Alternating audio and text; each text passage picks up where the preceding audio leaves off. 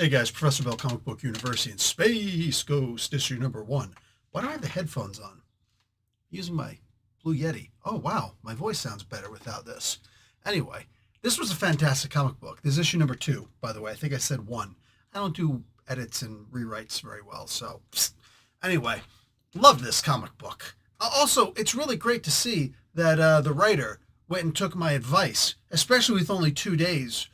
I just posted the issue number 1 review 2 days ago, and somehow he recalled all those comic books, rewrote everything, got it all approved, put it back out there, got the printing and the scheduling and the shipping, got it all back to within 2 days, because that is how influential I am in the comic book industry, right?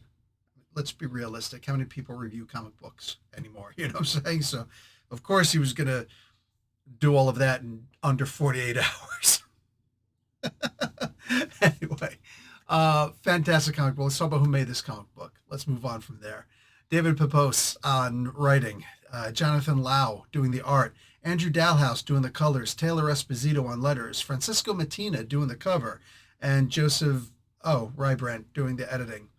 I don't usually talk about the editor, but hey, Joseph, good job editing, because you let the good stuff get through and kept the annoying stuff out or something. I don't know. I've never actually seen it. Anyway, really good stuff in here, guys. Also, there's a Johnny Quest issue number 1 sneak preview in here. I am not a huge fan of Johnny Quest. I'm just going to get this out of the way. Never really could stand watching the show. It is what it is. But what I will say is that the comic book in and of itself felt exactly like the little bits and pieces of the Johnny Quest TV show that I used to watch. So if you were a fan of the TV show, I can almost guarantee you're going to love the comic book in and of itself. Will I try issue number 1? Maybe. If it's a really cool murder mystery, there's a chance. As far as this one is concerned, I do want to give a double extra credit to Francisco Mattina, because there are a lot of covers here, and I always love it when there's a whole bunch of variant covers out there. But I gotta say, the primary cover A for this comic book, absolutely gorgeous. Definitely, in my opinion, the best one out there. Very different from my choice last week, right? For the first issue. This issue number 1, cover A, was absolutely spanktacular. It's one of those things where I gotta say, this is what virgin covers were made for, and there is in fact a virgin version of this cover.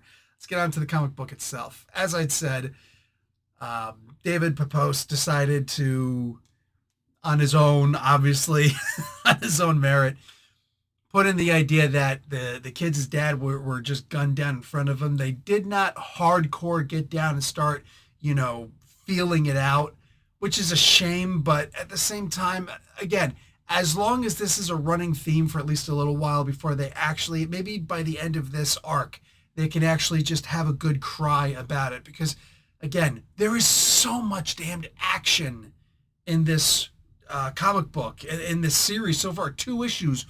And these 2 issues have had more action than most comic book runs have. Maybe I'm being a little silly about that one, but I promise you this, more action than most story arcs have. And that I'm not joking around about. That's real talk right there. Everything is non-stop movement. If this was a motion comic book, we'd all have car sickness, because that's how fast this book moves. I swear to God, I got to the end of this comic book, and I'm double checking the page count. I'm like, really? Is this it? Because it felt like it was only a couple pages, because it just moved so fast. I think that's what you call a page turner, right? The only reason why you would even slow down on this comic book is to double appreciate the art, which is spectacular. It's almost, dare I say it, spanktacular. But that's neither here nor there.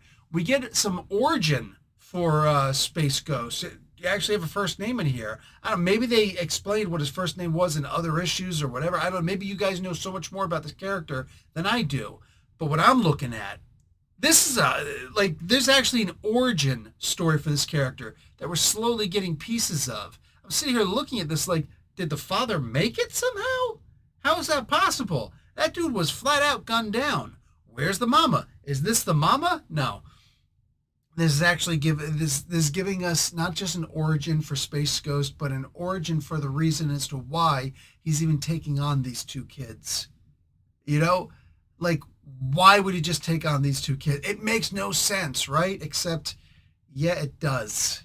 Yeah, it does. And by the beginning of issue 2, it makes more sense than anything on Earth or on Ghost Planet as to why he would take on these kids. I, to have a constantly moving comic book, to have so much action, and to still be able to fit in an origin story. I am positive I read stuff from David Pepose before. He had to have done something for Marvel or DC before. By the way, this is a Dynamite Comics comic book. He has to have. I have to have read something by this guy before. I got to go back and see what have I read from before. I got to see what else he's done. Because just these 2 issues, being able to get in so much, a character that I thought looked cool and I kind of enjoyed watching the show. Can't remember. I was so young, I can't remember a single thing about the TV show except that it looked awesome, you know?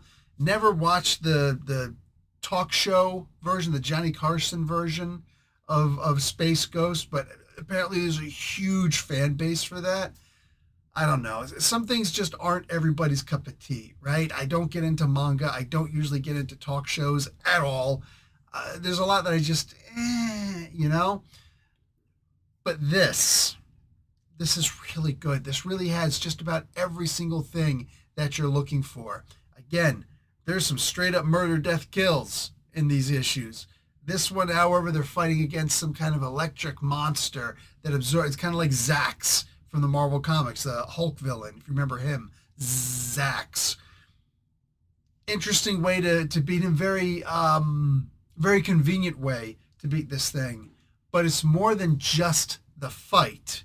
It's the idea that everybody's thinking, everybody's finding different ways. Man, somebody's getting smacked around outside or something. Garbage truck is getting the neighborhood garbage. Anyway, it's cool to see Space Ghost and the team actually figuring out ways to work with each other, right? Because they didn't have all the technology that he has. By the way, the little boy who's renaming all of his equipment better than what they were originally named, that's pretty cool. But them finding ways to make their own abilities work for each other was actually cool. And even the freaking monkey came in handy at one point. He was the one doing the pew-pews, right? The pew-pew cannon. I really do like this comic book. It's good to see something that, like, it's a superhero comic that's not in Marvel and DC. How many comic book series do you have like that? How many ongoing series do you have like that, right? Everybody who loved Invincible, even the moments when it wasn't really that good, back in Image Comics, right? How many people were in love with that comic book? And the thing that I heard was it's a superhero outside of Marvel and DC, and it's ongoing, and it's awesome. And I thought, you know what? I got to give kudos to this. Even though I'm not the biggest Invincible fan in the world, kudos for that answer. And I'm going to rehash that answer for this particular comic book right now. Superhero outside of Marvel DC. Ongoing. Lovely. Lovely. I'm telling you, with all the products that these guys have, it'd be great if in a year they did some kind of an annual. Like every one of the comic books had an annual, and they did. You remember how Marvel used to do the old like Atlantis Attacks and the Acts of Vengeance and stuff like that? All the different annuals where they would actually cross over with each other, right? You buy one, and this is only part 1. Part 2, 3, 4, and 5 are the annuals for the other big name comic books that they have out there. And they all tie into each other some way, somehow. Don't you want to get the whole story? I do, and I'm a sucker for stuff like that because it's the perfect opportunity to jump onto another comic book, or at least take a peek, a very inexpensive peek into what the other comic books are doing, right? Maybe you're not into one of the other products that they're doing. Maybe you're not into the Thundercats, or you just haven't gotten into them. And all of a sudden Space Ghost crosses over with Thundercats. What, it can't happen? And suddenly you start reading something with Thundercats, you're like, this is actually pretty good. Let me check this out. I love the idea of that. And with all these properties, I think that there's no smarter, no more intelligent way to do that, as long as they're allowed to. Personally, I would. But for now, I'm just happy to be excited over something other than a Marvel, other than a DC that is in fact ongoing. It's been a long time. It's been Walking Dead levels since I've seen something like that. And I wasn't even doing reviews for The Walking Dead back then. Anyway, guys, that's it for me. You need to go out and grab this comic book. You need to check this stuff out. I'll talk to you guys later. Like the video, watch an ad. Professor Bill, Comic Book University. Class dismissed.